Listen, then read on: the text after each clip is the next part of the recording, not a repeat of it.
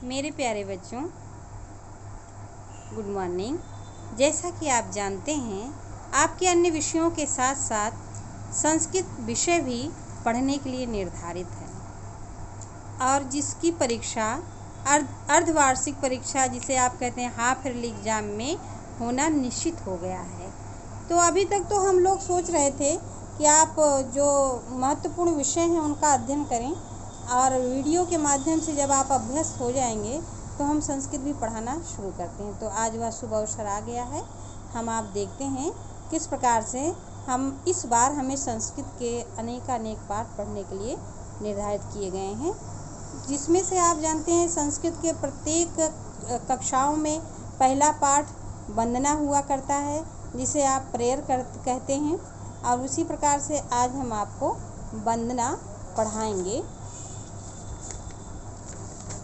यह है वंदना आपकी। इस वंदना के माध्यम से हम बताते हैं कि इस वंदना का उद्देश्य यह है, वंदना तो वही सही मानी जाती है कि आप जो प्रार्थना करें ईश्वर से, उस प्रार्थना की मीनिंग आपको स्वयं भी समझ में आती रहनी चाहिए, क्योंकि आप स्वयं सुन रहे हैं तो समझिए ईश्वर सुन रहा है। और इस श्लोक का अर्थ यह है, यह उद्देश्य बनाकर यह श्लोक बनाया गया है कि संसार के प्रत्येक प्राणी द्वारा किया गया कार्य तभी उचित रूप से सफल हो सकता है, संभव हो सकता है, वह अपने जीवन में उत्तरोत्तर प्रगति कर सकता है। कब? जब उसका मन उसका साथ देता है। लोग कहते हैं ना, मन के हारे हार है, मन के जीते जीत। तो आइए उसी बात को लेकर के यह श्लोक भी बना हुआ है कि मन के प्रयोग से ही, मन के प्रसन्नता से ही, मन के सही दिशा में रहने से ही व्यक्ति किस प्रकार से उत्थान करता है। तो देखें, आपका श्लोक है, यत् प्रज्ञानम उत्चेतो यत् ज्योतिरनंतरम अमृतम प्रजासु यस्मन्ना ऋते किंचन कर्म क्रियते तन्मे मनः शिव संकल्पमस्तु। अर्थात पुनः देखें, यत अर्थात जो, प्रज्ञानम, प्रज्ञ मतलब होता है विशेष, प्रज्ञा का अर्थ होता है विशेष प्रकार का ज्ञान। तो जो मन विशेष प्रकार के ज्ञान का और सामान्य ज्ञान का आधार है, ठीक है। चेतो आधार है, चा मतलब होता है और, धृति मतलब धैर्यवान, और धैर्य को धारण करने वाला है। यह ज्योतिर